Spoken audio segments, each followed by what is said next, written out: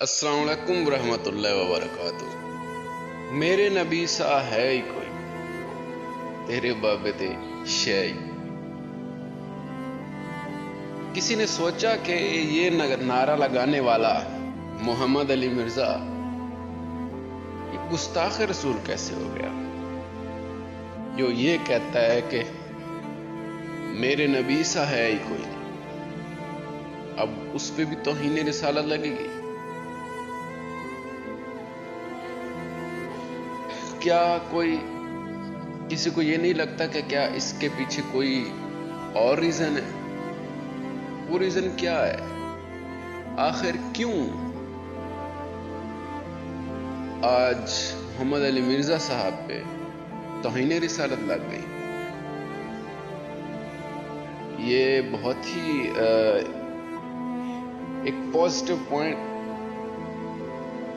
یہ ان دنوں میں یہ سامنے آیا کہ تمام علماء، جن میں مفتی طارق مسعود ہیں،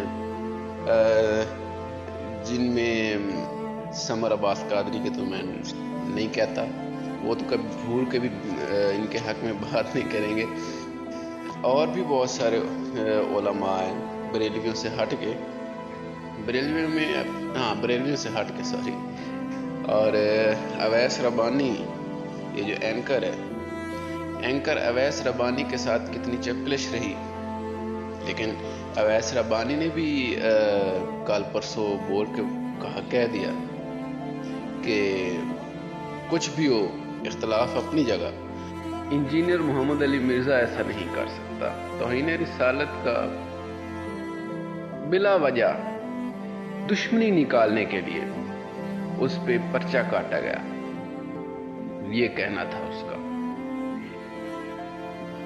ساحل ادیم کے ساتھ بھی ایک انبن رہی، لیکن یہ جو انبن ہوتی ہے یہ صرف علم کی حد تک ہوتی ہے، عقائد کی حد تک کہوں تو وہ یہ ہے جو